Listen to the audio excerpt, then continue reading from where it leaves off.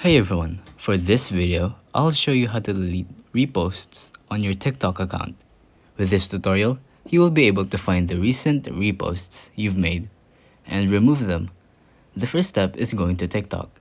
Here, you will find the For You page. Let's try reposting a video first, so just tap on this share button and then repost.